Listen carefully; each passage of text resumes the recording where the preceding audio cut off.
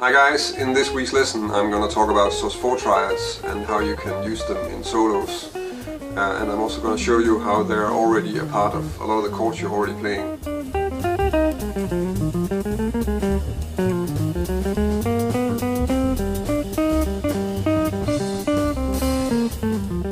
So let's just first quickly go over what a sus chord is.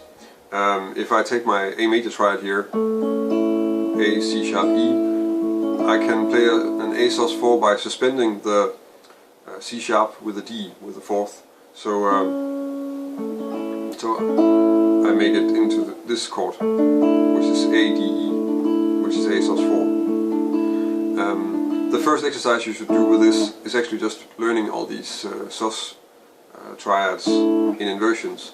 So let's try and go over that, and then I'll show you some ways to use that and some other ways to look at it in terms of the chords that we're already playing. So the first thing I'm going to do is just to play this A sus triad in inversions.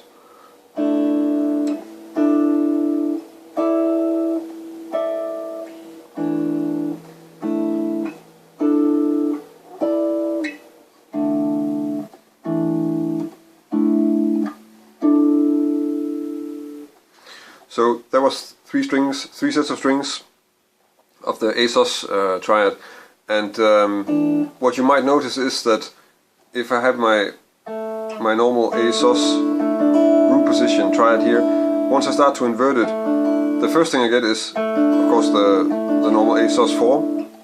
The next thing I get is D, E, A, which is actually a D sus2 triad. So a sus4 and a sus2 is an inversion of each other. And another thing is that the next voicing I get, which is the same as this, is actually a stagger fourth. So it's also related to chordal harmony to use these sus sounds. And actually that's something that I use it a lot as a sort of variation on the chordal harmony, because they are in fact the same notes. So now we have the inversions of the sus triads, and to connect them to some chords, I'm just going to play some voicings and explain how they're actually part of that chord as an upper structure already. So this is quite simple. So the first voicing is this G7 13 with a 9, and as you can see, this is an E sus4 triad in inversion. If I play this F major 7 13, then here's our A sus triad, and this structure will actually serve us quite well for some other chords too, because like this, it's a B minor 11, like this it's a B flat major 7 with a flat 5. If I invert it and play it here and put a C in the bass, it's a C major 6 9. And if I take my G7 voicing and then play that with a C sharp in the bass, it's a C sharp 7 altered voicing. And again, we still have the E sus triad on top of it. So in that way, it's found already in a lot of voicings, and it can be a way to sort of spell out, like, okay, if I want to have exactly these tensions in my line, I can use this triad, this sus triad, in my line, and then I'll really nail the sound of that chord. So let's try and look a little bit at how you can play it as an arpeggio. The examples that I'm gonna give you here as how to play them as arpeggios, it's not a complete thing. I made 4, and I would suggest you look over them, trying to figure out in your scale fingerings and in the ways that you play what fits you and how many you need, and then work from that. But you can take these as a sort of starting point and then modify them so that they fit with the way you play better. So the first one is here, and the next one is this one, and then we get this, and the last one is here.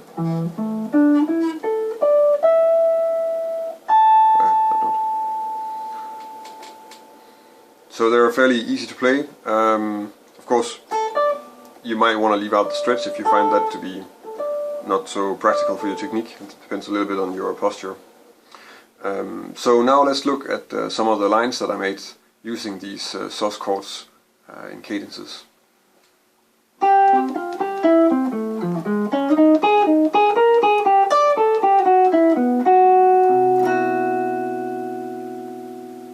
So the first example is this 2-5 in the key of C, and on the D minor I'm first using this C sus triad, which is giving me the D minor 11 sound. Then I'm running down an F major 7 arpeggio, and on the G7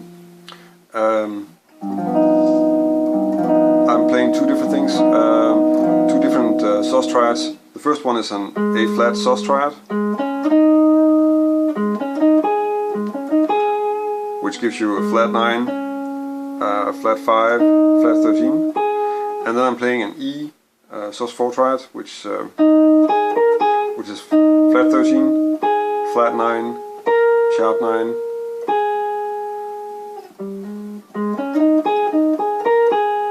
and then on the C major 7 I start on the G, and here I'm playing a D sus4 triad, and then I'm playing a B sus4 triad,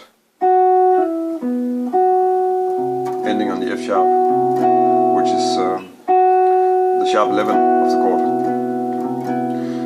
And of course you can also check out my lesson on the Lydian mode that I made last week to see another line using this kind of sound on the tonic chord. The second cadence is a cadence in the key of A minor, so that's this.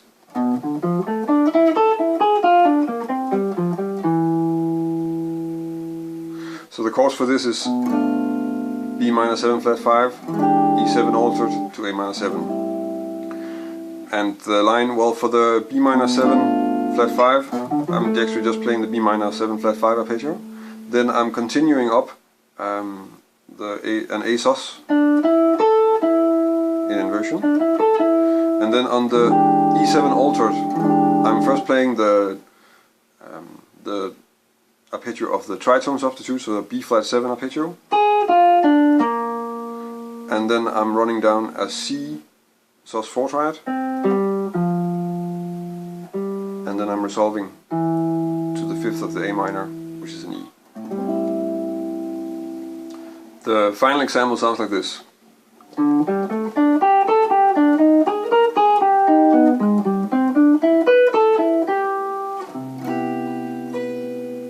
So again, it's a 2-5-1 in the key of C, actually with an also dominant. So the D minor line, I'm using a D sus triad, D sus4, and on the G7 altered, I'm first playing an E flat sus triad, like I did in the first example, and then I'm running down an A flat minor major arpeggio,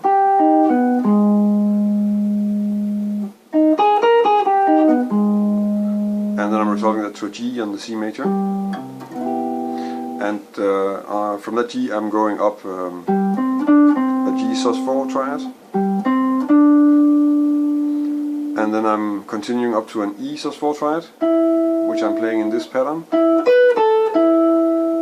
and then I'm ending the line on a G.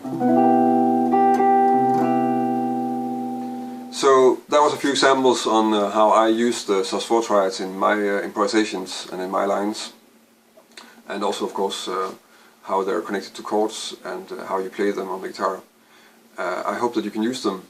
The best way to practice them is of course to sort of take the information out of the lines and look at what sus4 triads I'm employing when I'm playing over a certain chord, and try to make your own material with that, because that's the way you're gonna get your own sound and get that really into your playing. I hope that you can use it. If you like the video, then feel free to subscribe to my channel. I'm making a lesson pretty much every week. You can of course also like the video here on YouTube. And if you have any comments or suggestions, then leave a comment here in the video or connect with me on Facebook or Twitter or Google+, and let me know there. Especially topics for videos are always welcome. I do try to get around to making them if I can. If you want to keep the examples for practicing, you can go to my website and download a PDF of them there. On my website you can also subscribe to my newsletter. Then you'll get an email every time I make a new lesson, or if something else is happening. So yeah, that's pretty much it. Thank you for watching, and until next week.